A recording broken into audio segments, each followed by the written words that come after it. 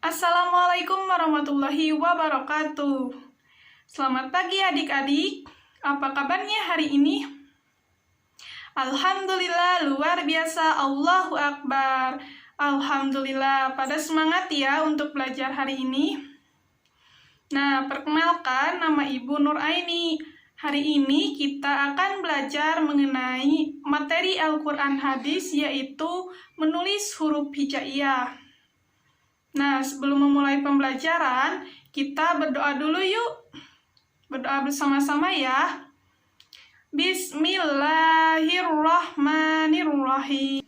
Rabbi jidni ilman warzuqni fahman birahmatika ya arhamar rahimin.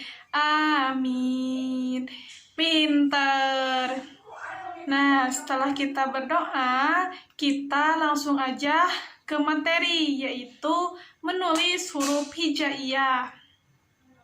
Nah, sebelum kita belajar menulis, Ibu mau tanya dulu nih, di sini pada tahu kan apa itu huruf hijaiyah? Oke, betul. Huruf hijaiyah adalah huruf Arab.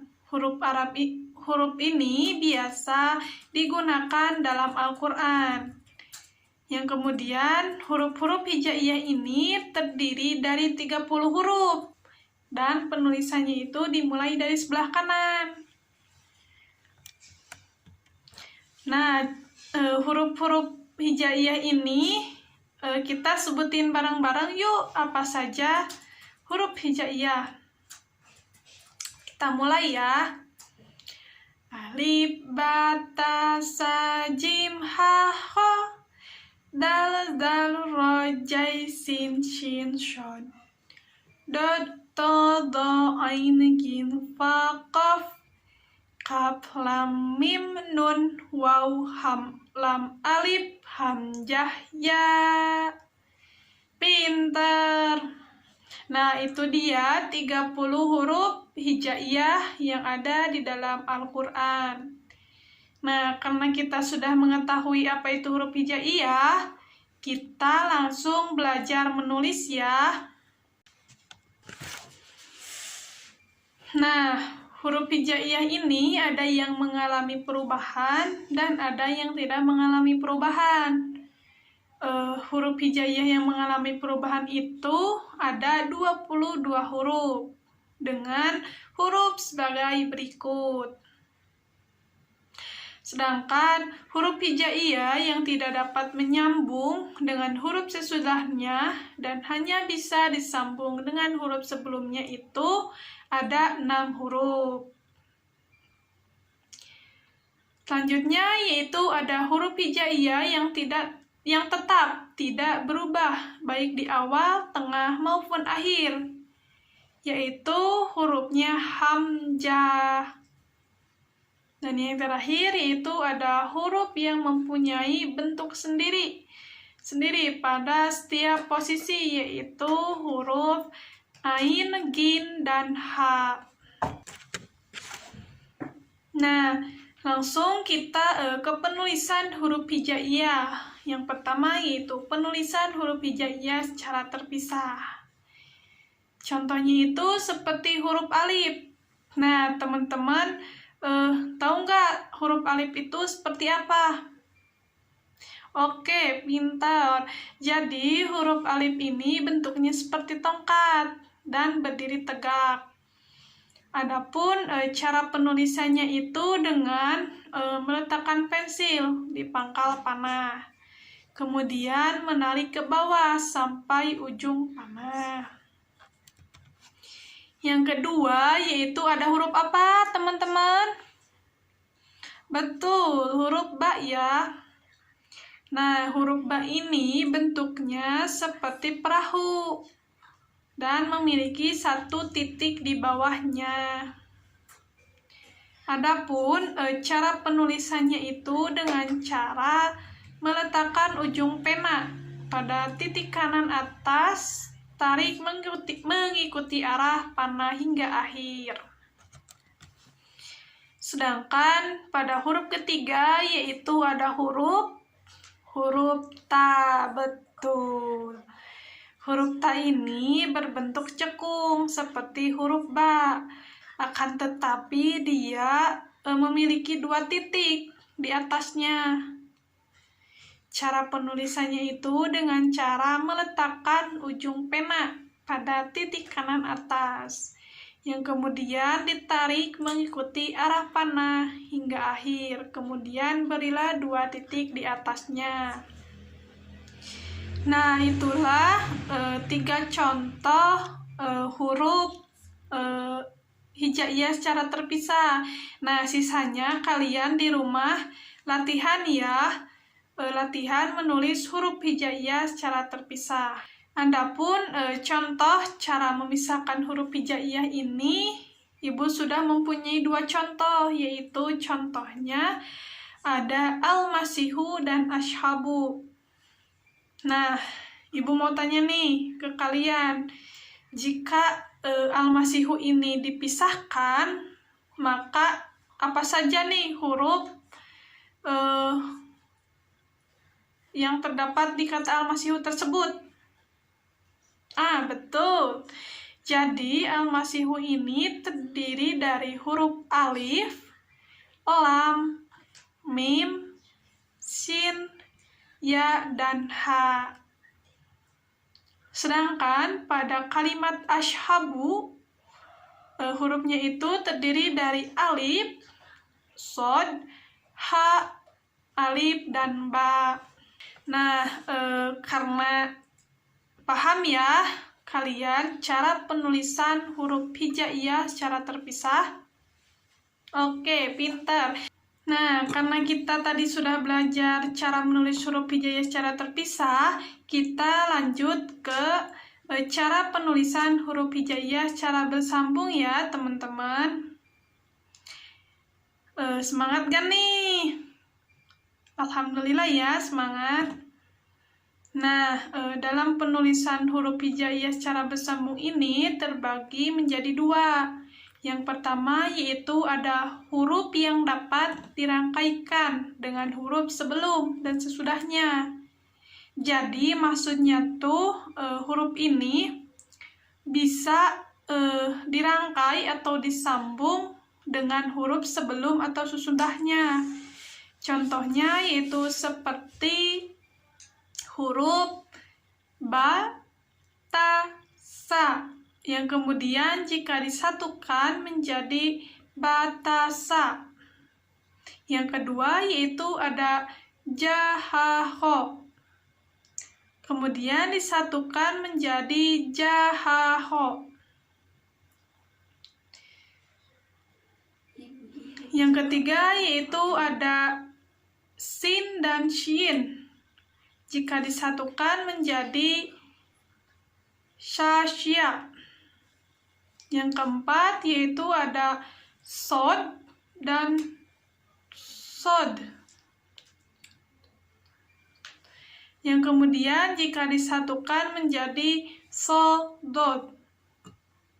Yang kelima yaitu ada to, do, jika disatukan menjadi todo. Yang keenam ada huruf fa dan kof. Nah, disatukan menjadi fa, ko. Nah, kemudian cara penulisan yang kedua yaitu huruf-huruf yang dapat dirangkaikan dengan huruf sebelumnya dan tidak dengan sesudahnya.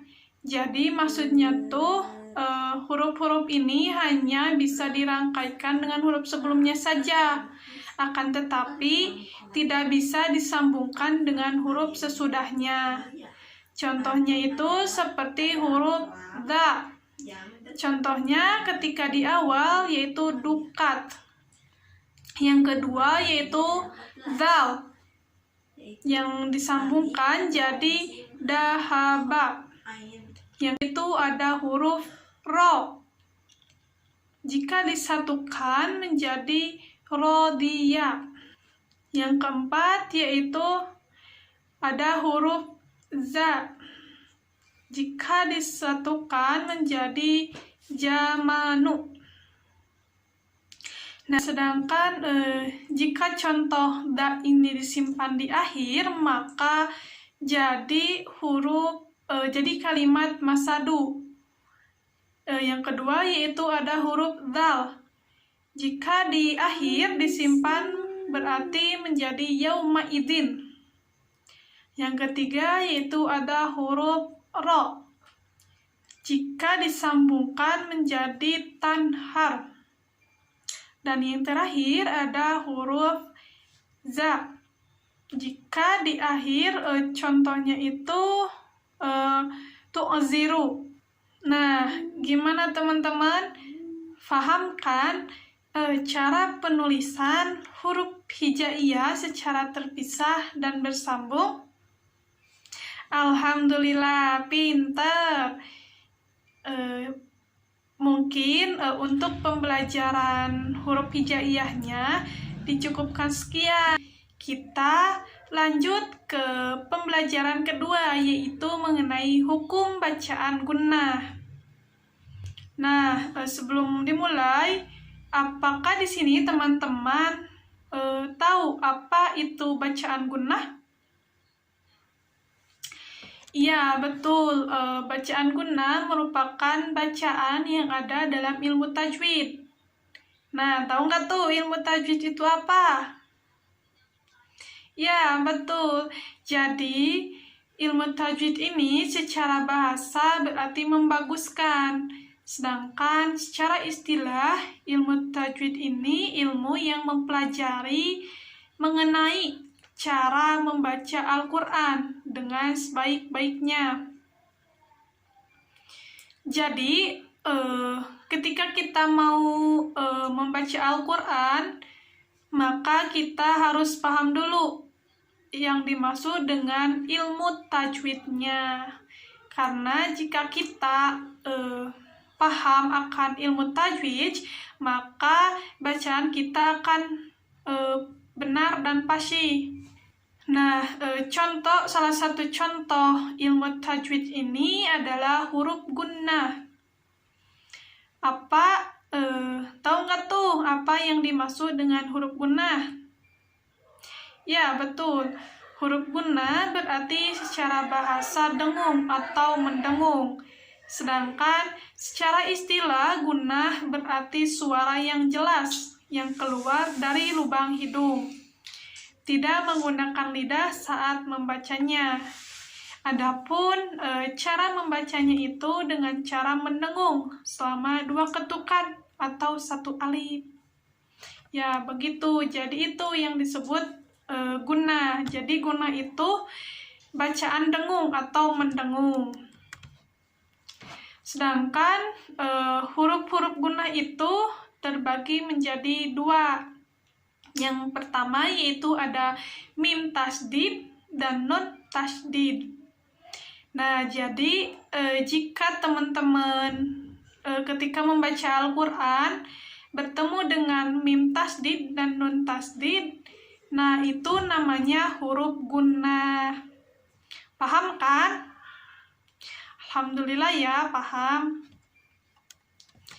Nah, adapun contoh bacaan gunnah yaitu seperti innal insana. Nah, inna ini merupakan contoh huruf gunnah. Yang kedua yaitu ada summa. Nah, mim ini contoh bacaan gunnah. Yang ketiga yaitu ada huruf inna.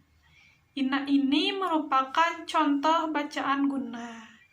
Dan yang terakhir yaitu ada ala innahum humul mufsidun.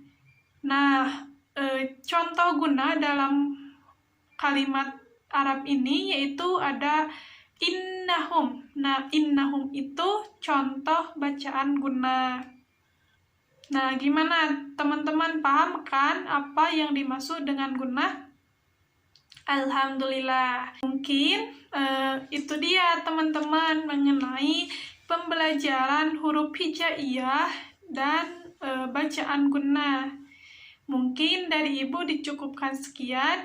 Wassalamualaikum warahmatullahi wabarakatuh.